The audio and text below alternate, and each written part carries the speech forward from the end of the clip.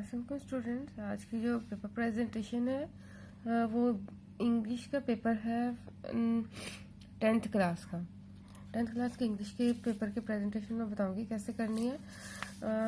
इसमें भी प्रेजेंटेशन में मैं हर वीडियो में बताती हूँ आपको क्या चीज़ें रिक्वायर है। 2 605 मार्कर, एक 604 मार्कर और इंक पेन और स्केल। एक लार्ज स्केल ले लें मार्जिन लाइन्स के लिए और एक स्मॉल स्केल ले लें हेडिंग्स को अंडरलाइन करने के लिए। ये जो 605 एक मार्कर है उसको मैंने क्या किया हुआ है, कटर से इसके 2 पार्ट्स किए हुए हैं। इससे क्या होगा कि जब मैं लाइन ड्रॉ करूंगी तो वो डबल लाइनिंग शो करेगा, एक बारीक और एक जरा सी मोटी। अच्छा जी, अब सबसे पहले मैं आपको बताऊंगी कि जो मार्जिन लाइन्स है और जो हेडिंग्स को अंडरलाइन करना है वो आपने स्टार्ट में या साथ साथ नहीं करना है, इसको एंड में करेंगे। पेपर के एंड में आप ज़रूर 5 मिनट्स रखें ताकि आप मार्जिन लाइन्स और हेडिंग्स को अंडरलाइन कर सकें। साथ साथ करने से ज़रा टाइम आपका ज़रा ज़्यादा लग जाएगा और आपने टाइम सेव करना होता है। अच्छा, तो उसकी वजह से आपने चूँकि मार्जिन लाइन नहीं लगाई होगी, आपने शीट्स को ऐसे फोल्ड कर लेना है दोनों साइड से। इससे क्या होगा कि एक इनविजिबल आपके लिए मार्जिन लाइन बन जाएगा, तो आप इसके अंदर अंदर पेपर अटेम्प्ट कर लेंगे, एंड में मार्जिन लाइन लगा लेंगे यहाँ पे सिर्फ एक साइड पे। अच्छा जी, इसमें सबसे पहले आपने क्या देना है, हेडिंग ऐसे टाइप। पेपर में भी जैसे उर्दू में होता है इंशाया तर्ज या सब्जेक्टिव टाइप, इस तरह इसमें भी आपने ऐसे टाइप लिखना है या सब्जेक्टिव टाइप लिखना है। यहाँ तक ये जो हेडिंग्स हैं ये मैंने 605 मार्कर से दी है। 605 मार्कर से जो है हेडिंग जो है वो थोड़ी सी मोटी मोटी आती है, यानी इसकी टिप भी मोटी होती है। इस वजह से आगे से जो है ये आप सिंपल मार्कर से लिख सकते हैं या 604 कट मार्कर से। सेक्शन 1 की हेडिंग दें सेंटर में। फिर आपने जो क्वेश्चन नंबर 2 अटेम्प्ट करना है शॉर्ट आंसर्स का या शॉर्ट क्वेश्चंस का, उसकी हेडिंग दें शॉर्ट आंसर्स। अब आप जो पार्ट अटेम्प्ट कर रहे हैं बिल्कुल इसके नीचे ना लिखे, थोड़ी सी स्पेस दें।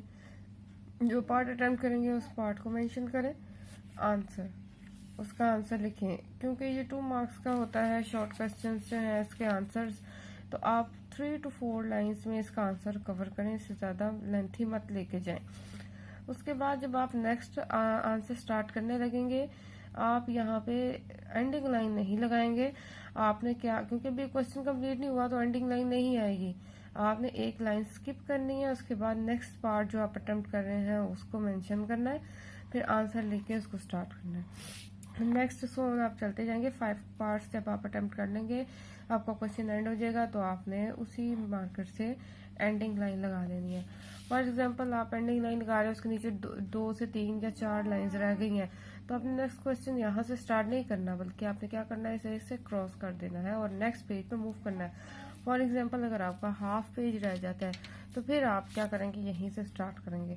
लेकिन अगर आपकी 2 3 4 5 लाइंस रहती हैं तो आप उसे स्किप कर दें और यहाँ पे कट लगा दें मार्कर से, पेन से, कि आपने ये चीज़ छोड़ दी है।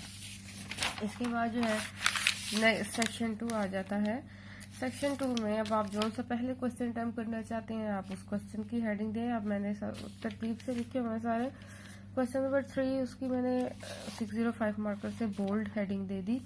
उस क्वेश्चन नंबर 3 जो है वो ट्रांसलेशन इनटू उर्दू का है। आपने इंग्लिश पैसेज को उर्दू में ट्रांसलेट करना होता है, तो आपने क्या करना है, वो पैसेज जो है ये आपके लिए वो ऑप्शनल है। अगर आपकी राइटिंग स्पीड बेटर है, आप को लगता है कि आप पेपर जो है विद इन टाइम कंप्लीट कर सकते हैं और अच्छी प्रेजेंटेशन के साथ, तो आप क्या करें, ये जो पैसेज है उसके स्टार्टिंग 2-3 वर्ड्स और एंडिंग 2-3 वर्ड्स लिख के इसे इन्वर्टेड कोमा में क्लोज कर लें और डॉटेड लाइन से शो कर दें कि ये पैसेज है। अगर आपकी स्पीड ज़रा स्लो है और आप जो है आपकी इतनी अच्छी प्रैक्टिस नहीं है, तो आप क्या फिर इसको स्किप कर सकते हैं, मगर इसकी हेडिंग ज़रूर दें। इसके बाद तर्जुमा, उसकी हेडिंग दे। इसके बिल्कुल साथ ही नहीं शुरू कर देना। आपने क्या करना है, नेक्स्ट लाइन पे यहाँ पे तर्जुमे के जहाँ से तर्जुमा स्टार्ट हो रहा है वहां से आपने लिखना शुरू कर देना है। उसके बाद आप यहाँ पैसेज कवर करें, उसके बाद आप क्या करें, एंडिंग लाइन लगा दें। जब भी एक क्वेश्चन कम्प्लीटली अटेम्प्ट हो जाता है फिर एंडिंग लाइन लगाते हैं, उसके पार्ट्स की एंडिंग लाइन नहीं लगाते। इसके बाद है क्वेश्चन नंबर 4। क्वेश्चन नंबर 4 जो है वो समरी राइटिंग का है, तो आप क्या करें, पोइम या टॉपिक लिख दें। उसके पोइम कौन सी है, पीस, जो भी पोइम है उसकी हेडिंग दें।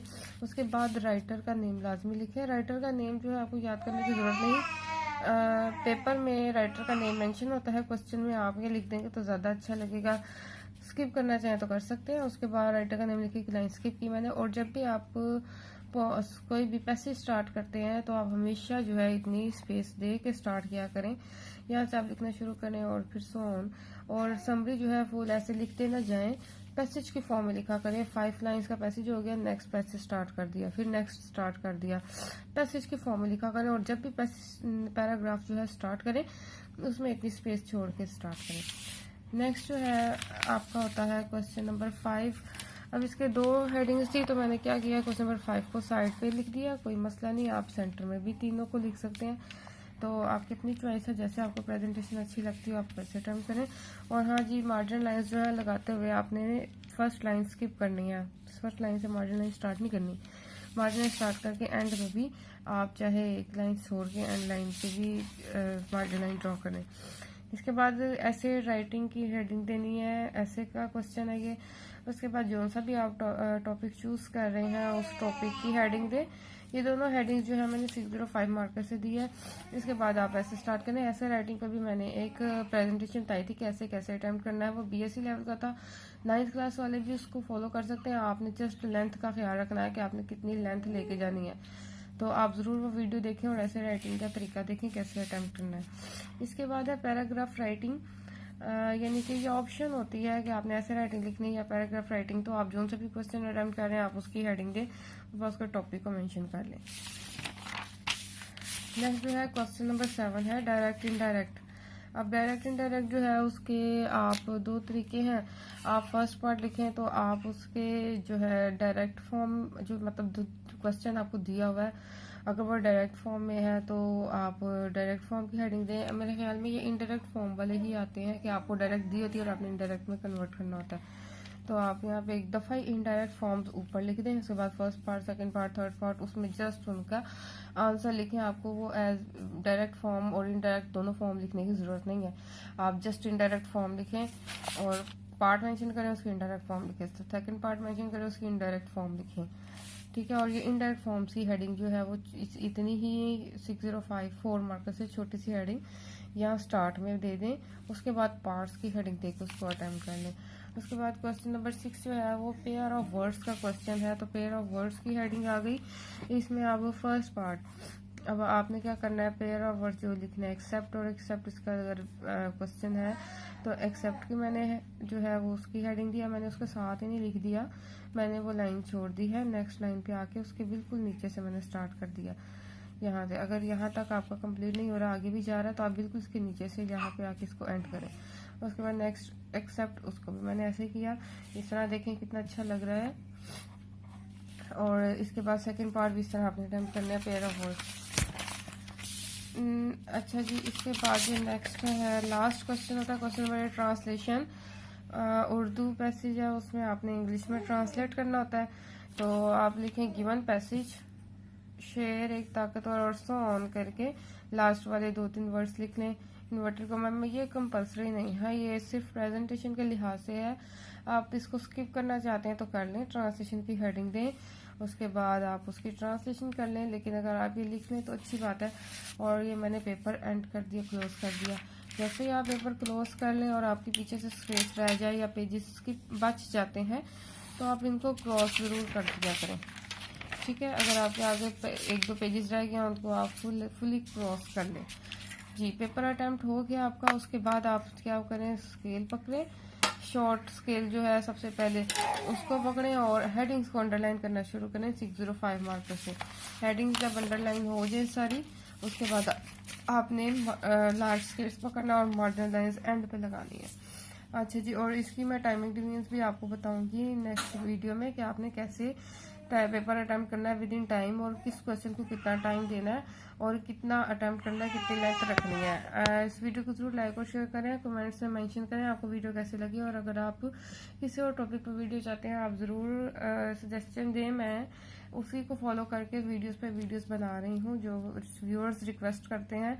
ये भी किसी व्यूअर ने रिक्वेस्ट की थी कि 10th क्लास के इंग्लिश के पेपर पे बनाएं, तो मैंने बनाई है वीडियो। आप भी ज़रूर बताएं और वीडियो ज़रूर लाइक और शेयर करें, चैनल को सब्सक्राइब करें। Thank you so much. अल्लाह हाफिज़।